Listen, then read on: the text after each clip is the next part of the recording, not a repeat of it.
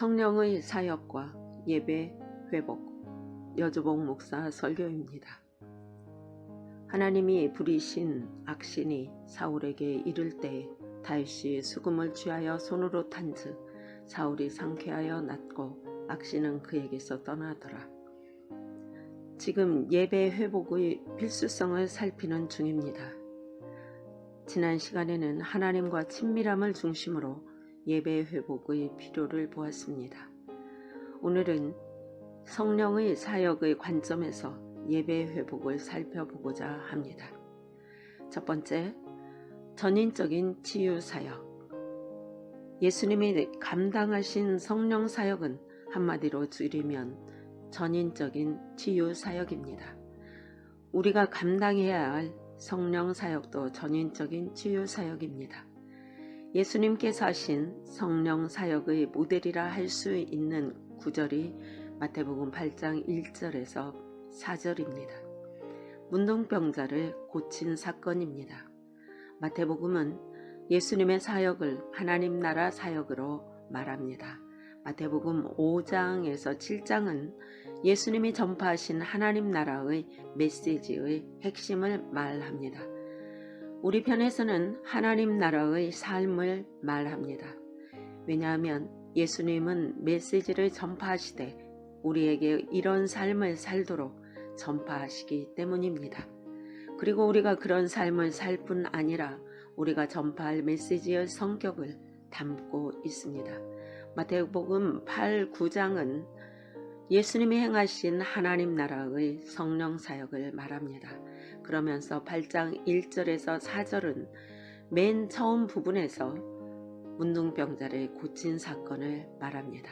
그 이유는 예수님이 감당하신 성령 사역의 모델로 제시하는 것입니다. 그 내용을 보면 알 수 있습니다. 마태복음 8장 1절에서 4절입니다. 예수께서 산에서 내려오시니 허다한 무리가 쫓으니라. 한 문둥병자가 나와 절하고 가로되 주여 원하시면 저를 깨끗게 하실 수 있나이다 하거늘 예수께서 손을 내밀어 저에게 대시며 가라사대 내가 원하노니 깨끗함을 받으라 하신대 즉시 그의 문둥병이 깨끗하여 진지라.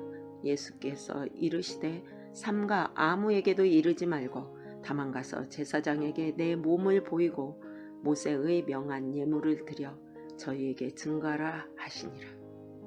여러분, 당시의 문둥병자는 총체적으로 병든 사람입니다. 육체적으로, 정신적으로, 사회적으로, 영적으로 병든 자였습니다. 우선 문둥병자는 육체적으로 몸이 썩어가는 사람입니다. 우리나라에서는 한센병이라고 하죠. 우리나라는 음성 환자들만 있습니다. 실제로 진행되는 사람은 없습니다. 소록도 같은 데를 가보면 제가 환자인지 그분들이 환자인지 잘 모르겠습니다. 문둥병은 쌀이 썩어가는 병입니다. 소록도를 가보면 95% 이상이 그리스도인입니다. 그들이 새벽 3시부터 나와서 기도합니다. 나라와 민족을 위해서 기도합니다. 그분들이 병자인지 우리가 병자인지 모르겠죠. 이처럼 문둥병은 살이 썩어가는 병입니다. 사회적으로도 병든 사람입니다. 문둥병자는 이스라엘의 진 안에서 살지 못합니다. 따로 격리되어 삽니다. 배너 영화를 보면 거리로 나오면 사람들이 돌을 던지고 침을 뱉고 그러죠. 오늘날로 말하면 에이즈 걸린 사람 취급 당했습니다. 레위기 민수기를 보면 그렇게 나옵니다. 레위기 13장 45절 문둥병자는 옷을 찢고 머리를 풀며 윗 입술을 가리우고 외치기를 부정하다 부정하다 할 것이요. 그처럼 사람들로부터 심지어 가족들로부터도 버림을 받았습니다. 온갖 조롱과 멸시를 당했습니다. 얼마나 마음의 상처가 많았겠습니까? 영적으로도 병들었지요. 우리가 그러지요. 우리가 아무리 육신적으로 병들어도 하나님 앞에 나가서 하나님의 사랑이 우리 마음속에 부음받으면 주님의 사랑의 힘으로 세상을 이길 수 있잖아요. 그런데 당시 문둥병 환자는 예배 드리러 나갈 수 없었습니다. 심지어 문둥병 환자에게 손을 댄 자로는 부정하게 되어 예배에 나가지 못하게 되었습니다. 육신적으로, 정서적으로, 사회적으로, 영적으로 병들었습니다. 이런 사람이기 때문에 본문에 보면 예수님에게 말합니다. 선생님이 원하시면 저를 깨끗게 하실 수 있습니다. 고 말합니다. 이 문둥병자는 예수님을 통해서 수많은 환자들이 나았다는 것을 보았던 것 같습니다. 그래서 예수님이 자기를 고칠 수 있는 능력이 있는 것을 전혀 의심하지 않았던 것 같습니다. 문제는 자기와 같은 사람도 고쳐주실까 하는 데는 확신이 없었던 것 같습니다. 그런데 예수님은 직접 손을 대서 고치십니다. 내가 원하느니 깨끗함을 받으라 하셨습니다. 그러자 그 즉시 고침을 받았습니다. 여러분, 예수님이 감당하신 성령 사역을 기록하면서 이 사건을 왜 마태복음에서 가장 먼저 기록하였을까요? 이 사건이 예수님이 감당하신 성령 사역의 모델입니다. 예수님이 감당하신 성령 사역은 전인적인 치유 사역입니다. 오늘날 어떤 목회자들, 어떤 성도들은 성령 사역을 거부하고 반대하는데 저는 이렇게 생각합니다. 그분들은 자신들이 무엇을 반대하고 있는지를 다시 한번 생각해 보아야 합니다. 예수님이 감당하신 성령 사역은 예수님의 구속 사역의 핵심적인 한 부분이었습니다. 제가 과거에도 성경을 읽다 보면 간헐적으로 보였습니다. 그런데 희미했는데 오늘 제가 설교를 준비하면서 이 부분이 더 확실하게 보였습니다. 저는 우리 지체들이 이 부분을 더욱 확실하게 볼 수 있기를 바랍니다. 이 부분을 확실하게 볼 수 있다면 성령 사역에 대한 이해가 확실하게 달라질 것이라 생각합니다. 예수님이 감당하신 성령 사역은 정인적인 치유 사역으로서 예수님의 사역의 더 나아가 구속 사역의 핵심적인 한 부분이었습니다. 그래서 성령 사역은 소위 예수님을 통해서 전파되는 말씀을 위한 부수적인 것이 아니라 성령 사역 자체가 예수님이 감당하신 사역 혹은 구속 사역의 핵심적인 한 부분이었습니다. 복음서를 보면 이 부분을 또렷하게 볼 수 있습니다. 누가복음 4장 16에서 21절입니다. 누가복음 4장 16절 이하의 사건을 예수님의 공생의 사건의 첫 번째 사건으로 기록하고 있습니다. 예수님이 감당하신 첫 번째 사건은 아니지만 이 사건을 첫 번째로 보고 있습니다. 누가복음은 이런 관점에서 예수님의 이 사역을 보고 있기 때문입니다. 이 사건이 누가복음에서는 예수님이 사역을 보는 하나의 패러다임 모델로 제시하고 있는 것입니다.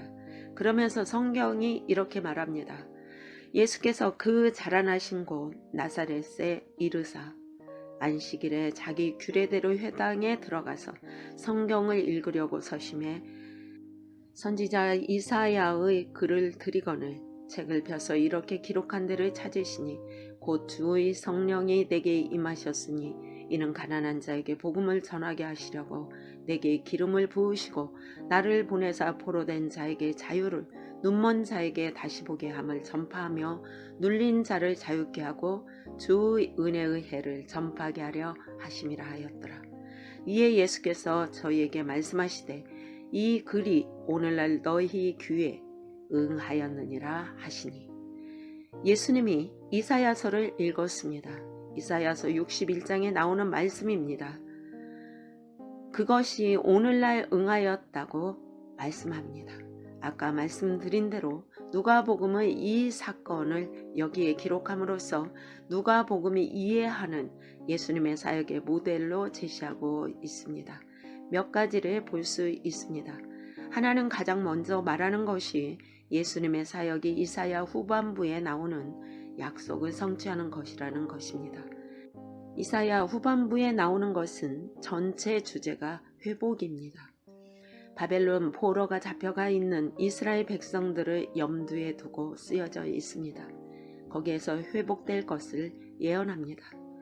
회복에 대하여 말하면서 더욱 근본적인 예수님을 통해서 하나님의 백성이 구속될 것을 말씀합니다.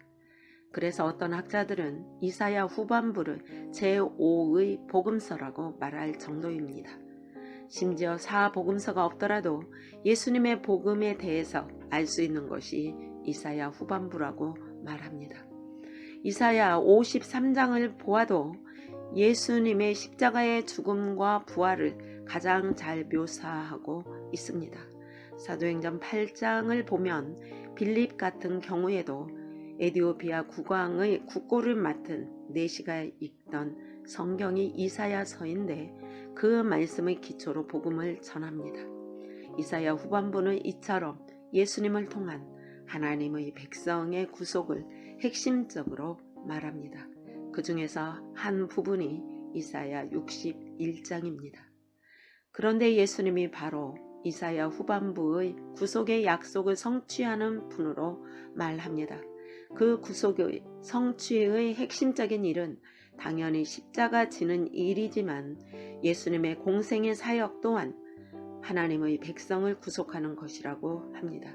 그래서 그 구속의 사역의 핵심이 무엇이냐면 가난한 자에게 복음이 증거될 뿐 아니라 여기 보면 포로된 자를 자유케 하고 눈먼 자를 다시 보게 하고 눌린 자를 자유케 하고 주의 은혜의 해를 전파하는 것입니다. 다시 말하면 성령 사역이 전인적인 치유 사역인데 이 성령 사역, 전인적인 치유 사역을 통해서 이사야 후반부에 약속된 하나님의 백성의 구속의 사역이 성취될 것이라고 말합니다. 그런데 이 모든 사역을 성령을 통해서 하실 것이라고 말합니다. 여기 보면 반드시 보아야 할 것이 있는데 예수님이 행하신 성령 사역은 전인적인 치유 사역으로서 단순히 말씀 선포를 위한 부수적인 사역이 아니라 예수님이 감당하신 구속 사역의 핵심적인 한 부분이었습니다. 여러분, 예수님의 구속은 이처럼 전인적인 치유를 포함하기 때문에 하늘나라에는 병이 없습니다. 그리고 우리가 죽으면 그저 우리의 영혼이 떠나서 하나님 앞에 서는 것뿐 아니라 예수님이 오실 때 우리가 썩지 않을 몸으로 다시 살아나는 것을 아십니까? 이처럼 성령 사역은 예수님이 사역 혹은 예수님이 구속 사역의 핵심적인 한 부분이었습니다. 그런데 여기만이 아닙니다. 다른 복음서도 다 그렇게 말합니다. 마태복음 12장을 보겠습니다. 1절 이하를 보면 세례 요한이 예수님께 제자들을 보내는 사건입니다. 요한이 가지고 있던 이해와 예수님이 하신 일을 들을 때 이해가 달랐기 때문입니다. 그러니까 누가복음에 나오는 세례 요한의 메시지를 보아도 알 수 있듯이 요한은 예수님을 말세지마를 심판자로 오시는 메시아로 알았던 것 같습니다. 도끼가 나무뿌리에 놓였으니 회개에 합당한 열매를 맺지 못하는 자마다 찍어 불에 던지우리라고 선포했습니다. 그런데 예수님이 하신 일을 들으니까 자기가 이해했던 메시아 이해와 다릅니다. 그래서 예수님이 하시는 일을 듣고 사람들을 보냈다고 그랬습니다. 그런데 사람을 보냈을 때 예수님이 이렇게 제자들에게 답변합니다. 예수께서 대답하여 가라사대 너희가 가서 듣고 보는 것을 요한에게 고하되 소경이 보며 안진뱅이가 걸으며 문둥이가 깨끗함을 받으며 귀머거리가 들으며 죽은 자가 살아나며 가난한 자에게 복음이 전파된다 하라. 듣고 본 것을 전하라고 합니다. 듣는 것은 하나님의 나라의 복음이고 보는 것은 전인적인 치유 사역입니다. 성령 사역의 일들을 보는 것입니다. 예수님께서 요한의 제자들에게 이렇게 말씀하고자 하는 것이 무엇일까요? 예수님은 요한에게 예수님은 말세의 지말에 심판자로 오시는 메시아지만 동시에 하나님의 백성의 구속을 위해 고난의 종으로 오신 메시아임을 말하는 것입니다. 그러니까 이사야 후반부에 나오는 고난의 종으로 오신 메시아임을 말씀하시는 것입니다. 그래서 고난의 종 메시아에 대해서 말하면서 핵심적인 부분이 전인적인 치유 사역을 말씀합니다. 이처럼 전인적인 치유 사역은 예수님이 감당하신 사역 혹은 구속 사역의 핵심적인 한 부분이었습니다. 이것은 복음서에 나오는 치유에 대해 말하는 단어만 보아도 확인됩니다. 원래 우리를 구원한다는 단어는 소조라는 헬라어 단어입니다. 그런데 복음서를 보면 예수님이 사람들을 치유하는 단어를 똑같은 단어인 소로를 사용합니다. 마태복음 9장에 혈루병 앓는 여인 이야기가 나옵니다. 21절 겉옷만 만져도 구원을 받겠다 함이라고 하는데 이 구원은 영혼 구원이 아니라 치유를 말합니다. 22절에서도 구원은 치유입니다. 마가복음 5장 23절 회당장의 딸을 고칩니다. 많이 간구하여 이르되 내 어린 딸이 죽게 되었사오니 오셔서 그 위에 손을 얹으사 그로 구원을 얻어 살게 하소서 하거늘 그로 구원을 얻어 즉 치유를 말합니다. 누가복음 17장 19절입니다. 열 문둥병자에게 그에게 이르시되 일어나 가라 내 믿음이 너를 구원하였느니라 하시더라. 이처럼 성경 여러 곳에 치유를 우리 영혼 구원을 말할 때 사용하는 똑같은 단어를 사용해서 표현하고 있습니다. 왜 그럴까요? 예수님이 말씀하신 구원은 전인적인 구원을 말하기 때문입니다. 따라서 예수님이 감당하신 성령 사역, 전인적인 치유 사역은 예수님이 하신 핵심적인 한 부분이었습니다. 저와 여러분이 이것을 볼 수 있기를 바랍니다. 그래서 지난해부터 하나님이 포도나무 교회에 집중적으로 말씀하신 것 하나가 은사를 부릴 듯 하라는 것입니다. 왜요? 은사가 부릴 듯 해야 하는 이유는 이 일이 성령으로만 가능하기 때문입니다. 그래서 우리 가운데 더 큰 은사가 나타나고 성령의 능력이 나타나기를 구해야 합니다. 은사를 계급장으로 여기라고 구하는 것이 아니고 우리 주위에 소위 병든 자들, 영적으로 사회적으로 관계적으로 병든 자들을 치유하여 하나님이 그들을 위해 예비하신 생명 가운데로 돌아가도록 하기 위해서 그 능력이 필요한 것입니다. 그래서 우리 가운데 성령의 은사가 더욱 부릴 듯하게 하라고 하시는 것입니다. 병든 자를 위해 의원으로 오신 예수님. 저는 설교 준비하면서 이런 것이 보여졌습니다. 우리가 예수님의 제자인가 바리새인의 제자인가 잘 이해가 되지 않죠? 듣고 나면 이해가 될 것입니다. 여러분이 예수님의 제자인지 바리새인의 제자인지 점검해 보아야 합니다.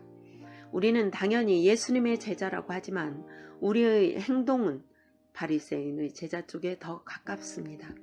예수님이 감당하신 성령 사역, 우리가 감당할 성령 사역과 관련해서 예수님으로부터 배워야 할 중요한 자세는 예수님은 병든 자를 위해 의원으로 오셨다는 것입니다. 이 부분을 마태복음 9장 13절에서 잘 말해주고 있습니다. 이 부분도 하나님 나라의 성령 사역에 대해서 말하는 마태복음 8, 9장 그 사이에 나오는 말씀입니다. 예수께서 들으시고 이르시되 건강한 자에게는 의원이 쓸데없고 병든 자에게라야 쓸데있느니라. 너희는 가서 내가 긍휼을 원하고 제사를 원치 아니하노라 하신 뜻이 무엇인지 배우라. 내가 의인을 부르러 온 것이 아니요 죄인을 부르러 왔노라 하시니라.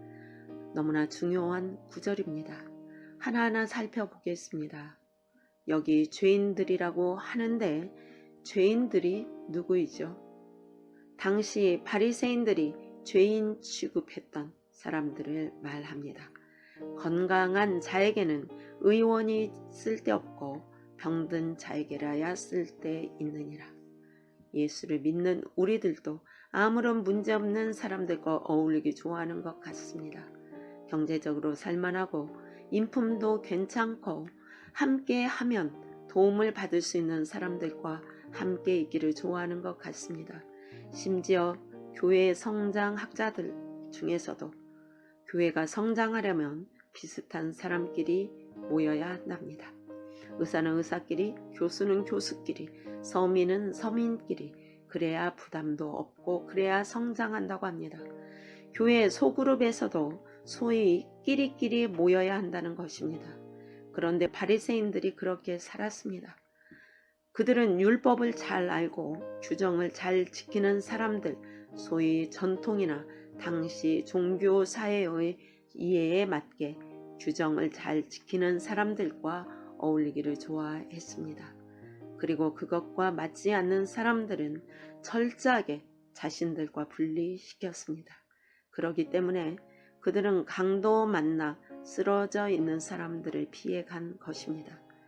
그런데 예수님은 달랐습니다. 예수님은 자신이 오신 목적을 말씀하시면서 병든 자를 위해 오셨다고 합니다. 설교하는 저도 찔리는 말씀입니다. 여기에 병든 자는 단순히 육신적인 병든 자만을 말하지 않습니다. 왜냐하면 거기에 있는 세리들은 육신적으로 병든 자들이 아니었기 때문입니다. 하나님을 모르고 죄 가운데 사는 삶, 죄와 세상의 억압 가운데 있는 사람, 정신적으로, 육신적으로, 관계적으로, 사회적으로 귀신의 억압 가운데 있는 사람 등등 총체적으로 병든 자들을 말합니다. 그런데 말씀드린 대로 우리는 예수님의 교회요, 우리가 예수님의 제자라 하면서 실제의 삶은 바리새인과 똑같을 수 있다는 것입니다. 이 말은 신앙적으로 성숙한 사람들과 함께하라는 말도 아니고 하지 말라는 말도 아닙니다. 물론 이런 교제도 중요합니다. 문제는 거기에만 머물러 있다면 어떻게 우리가 예수님의 제자가 되겠느냐 하는 것입니다. 제자는 따르는 사람입니다. 우리가 주님의 제자라면 병든 자를 위해 의원으로 오신 예수님을 닮은 삶을 살아야 합니다. 이 삶을 배워야 합니다. 그래서 하나님께서 포도나무 교회의 아버지 일에 적극적으로 동참하는 것 중 하나가 총력 전도입니다. 여러분이 남아프리카 프레토라는 도시의 뒷골목의 흑인 아이에게 책임이 없을 수 있습니다. 그러나 하나님이 여러분의 관계의 동심원 안에 두신 사람들에 대한 책임은 있습니다. 그들 가운데 있는 병든 자들을 향해서 우리가 나아가야 합니다. 예수님의 제자라면 우리의 관계의 동심원 안에 있는 병든 자들을 위해서 우리가 나가야 합니다. 그것을 촉구하시는 것입니다. 이것을 설교로만 듣지 마십시오. 이것을 촉구하고 계시는 것입니다. 나가서 예수님처럼 말씀을 전하고 성령 사역을 감당하시되, 물론 그렇게 하려면 먼저 관계를 맺어야 합니다. 하나님 말씀을 전하고 성령 사역을 하되 전문적인 어부의 자세로 감당하십시오. 무슨 말입니까? 제가 낚시를 좋아하는데 취미생활하는 것처럼 하면 굶어 죽습니다. 예수님이 사람을 낚는 어부가 되리라 하셨을 때는 물론 하나님이 하셔야지만 하나님의 은혜를 구하고 애통해하며 고민하며 나갈 때 예수님이 역사하십니다. 이처럼 주님은 병든 자를 위해 오셨습니다. 의원으로 주님이 하신 일은 그 병든 자를 회복하시는 것입니다. 전인적인 회복의 사역을 하셨습니다. 두 번째, 긍휼이 핵심입니다. 예수님이 행하신 성령 사역과 관련해서 매우 중요한 요소 중 하나는 긍휼입니다. 우리가 해야 할 성령 사역 중에 반드시 있어야 할 것 중 하나가 긍휼입니다. 긍휼은 성령 사역에 관해서 우리에게 많은 것을 말해줍니다. 전인적인 치유의 역사는 하나님의 긍휼의 표현입니다. 예수님이 감당하신 성령 사역 혹은 전인적인 치유 사역 배후에는 긍휼이 있었습니다. 오늘 문둥병자를 고친 사건을 보았는데 마가복음에서는 1장에서 기록합니다.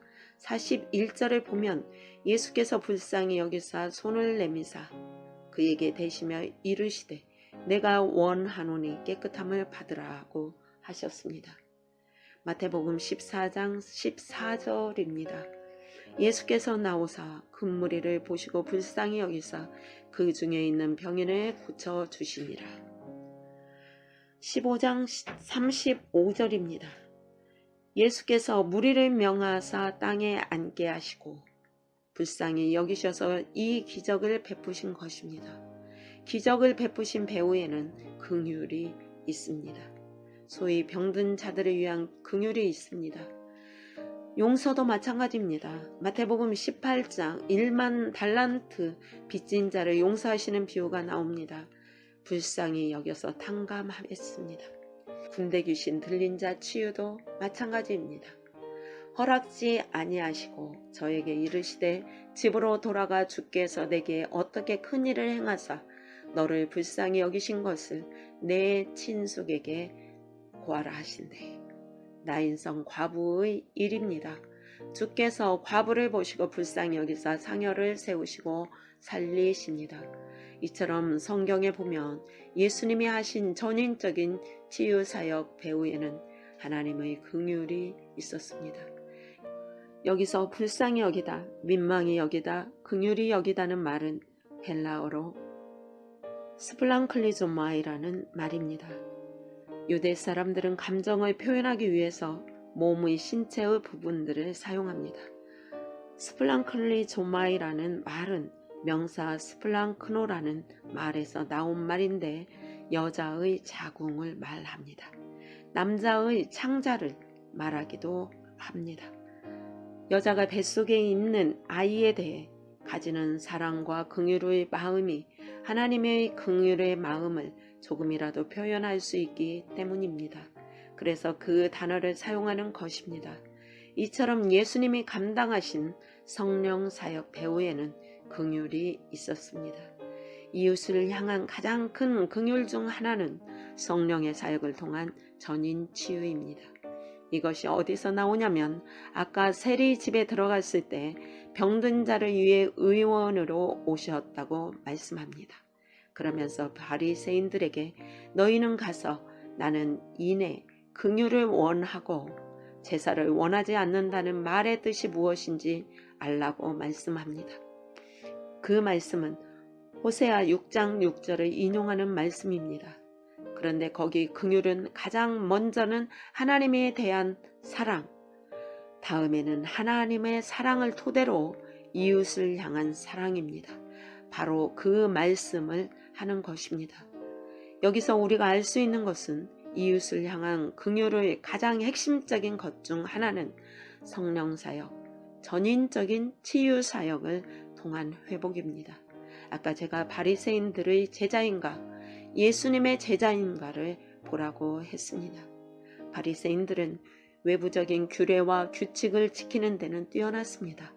그런데 문제는 그들에게는 이 긍휼이 없었습니다. 하나님께 대한 진정한 사랑도 없었고 그 사랑을 토대로 한 이웃을 향한 긍휼도 없었습니다. 마태복음 23장 23절에서 이렇게 말합니다. 화이 있을진저 외식하는 서기관들과 바리새인들이여 너희가 박하와 회양과 근체의 11조를 드리되 율법의 더 중한 바 의와 인과 신은 버렸도다.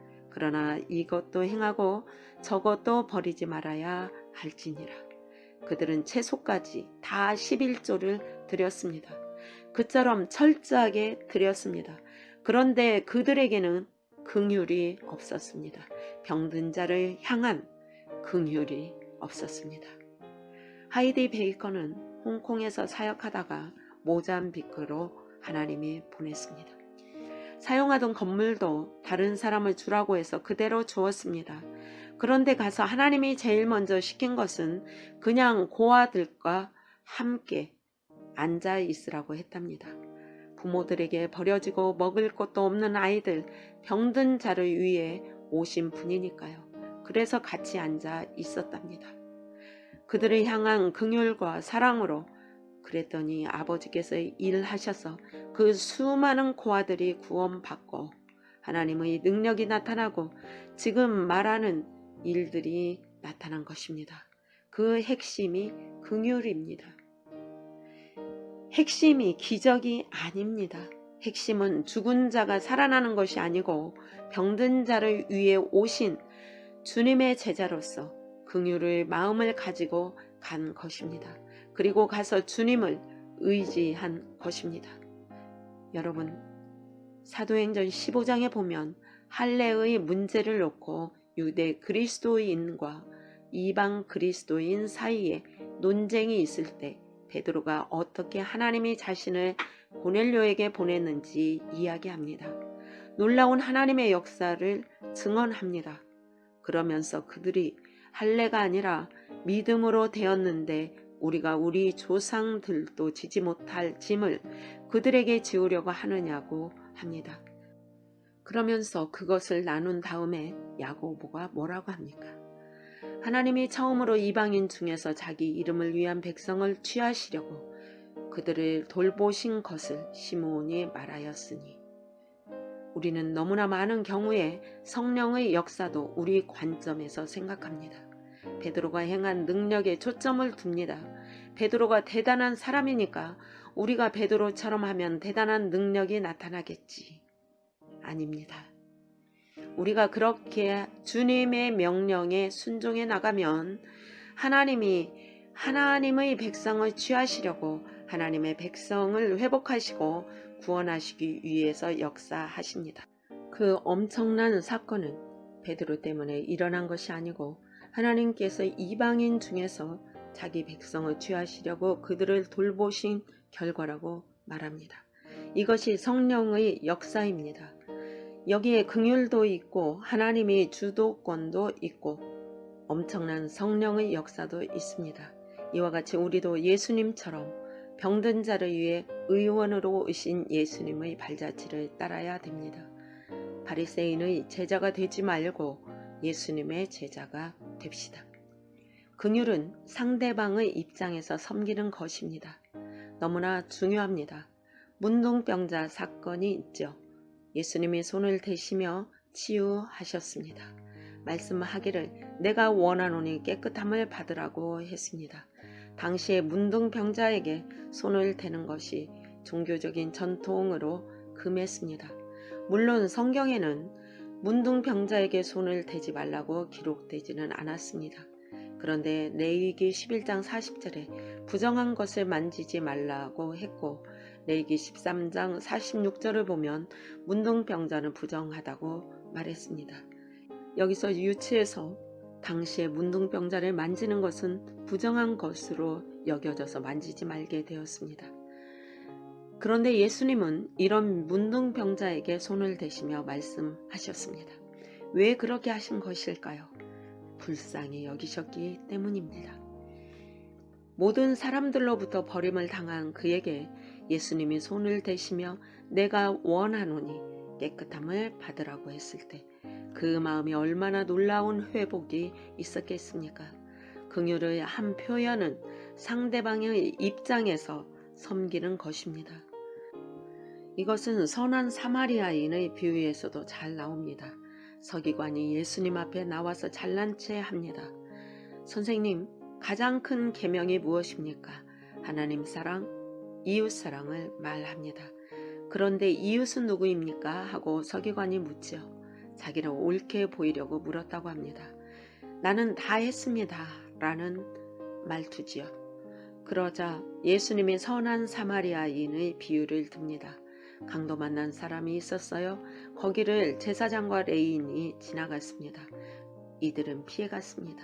한편으로는 이들이 이해가 갑니다. 그 당시 이해로 죽은 시체를 만지면 부정하게 됩니다. 부정하게 되지 않기 위해서 피해간 것은 한편으로 이해가 됩니다. 문제는 바리새인의 문제와 같습니다. 강도 만난 사람이 내려갔다는 것을 보면 이들도 예루살렘에서 예배를 마치고 내려가는 중일 것입니다. 그러니 설령 시체를 만져도 정결의 기간을 지나면 되는 것입니다. 당장 제사 지내는데 문제가 있는 것은 없었습니다. 그런데 이들은 외부적인 규례와 규칙을 지키는 데 관심이 있었지만 긍휼이 없었습니다. 이것이 문제였습니다. 당시에는 당연한 것처럼 보였을지 모르지만 하나님 앞에서는 긍휼이 없었습니다. 하나님에 대한 진정한 사랑이 없으니까 이웃에 대한 사랑도 없었습니다.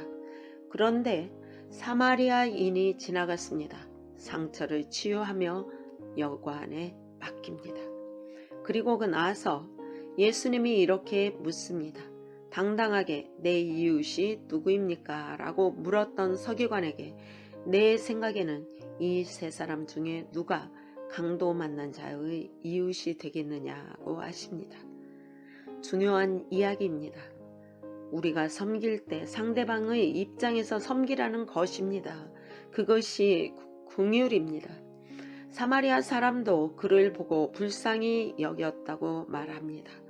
이웃을 향한 긍휼이 있었습니다.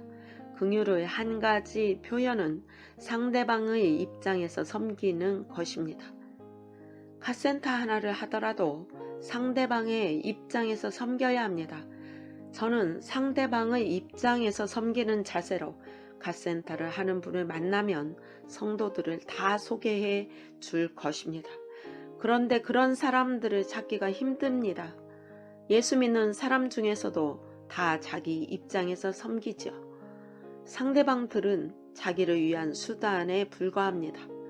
성령 사역을 함에 있어서 긍휼이 토대가 되어야 하는데 핵심은 상대방의 입장에서 섬기는 것입니다. 긍휼의 한 가지 표현은 상대방의 입장에서 섬기는 것입니다. 이것이 진정한 사랑입니다. 긍휼은 신앙의 본질입니다. 이것을 잘 보셔야 합니다. 신앙의 본질은 하나님을 알고 사랑하는 하나님과 친밀한 교제입니다. 의식도 본질을 담는 수단이며 그릇입니다. 호세아 6장 6절은 본질에 대해서 말하는 부분입니다. 그런데 예수님이 그 부분을 인용해서 말씀하십니다. 긍휼은 가장 먼저 하나님을 사랑하는 것입니다.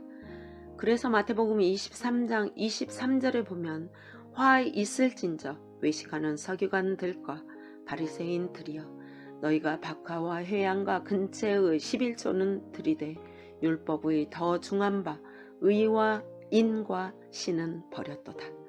그러나 이것도 행하고 저것도 버리지 말아야 할지니라. 정의 대신에 공의라는 말을 쓰고 긍휼이라는 말 대신에 하나님께 대한 사랑을 버렸다고 말합니다. 여기서 이내 헤세드라는 말은 사랑입니다. 가장 먼저는 하나님께 대한 사랑입니다. 하나님께 대한 사랑이 있어야 이웃에 대한 사랑도 가능합니다. 그런데 성경에는 하나님에 대한 사랑과 이웃을 향한 긍휼이 나누어지지 않습니다. 그러니까 마태복음 9장에서 예수님이 하시는 긍휼은 하나님의 사랑을 토대로 한 이웃을 향한 긍휼을 말하는 것입니다. 이 둘이 나누어지지 않습니다. 그런데 긍휼을 토대로 한 성령의 사역, 전인적인 치유를 말하면서 예수님이 바리새인들에게 나는 긍휼을 원하고 제사를 원하지 않는데 너희는 그것이 없다. 너희는 그 뜻을 알라고 하신 내용을 보면 긍휼이 신앙의 본질입니다. 신앙의 본질이기 때문에 긍휼을 토대로 한 성령 사역이 신앙의 본질에 해당하는 것을 볼 수 있습니다.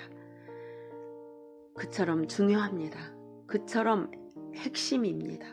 말씀드린 대로 오늘 설교를 다 마치는데 우리가 살펴보는 대로 전인적인 치유사역이 어떻게 예수님이 감당하신 구속사역의 한 핵심이요 신앙의 본질의 한 핵심적인 부분인 것을 안다면 우리가 예수님이 오신 목적 자체가 병든 자를 위해 의사로 오신 것을 안다면 이 교회에 하나님이 성령을 통해 반복적으로 이 부분을 집중적으로 말씀하신 이유를 알게 될 것입니다.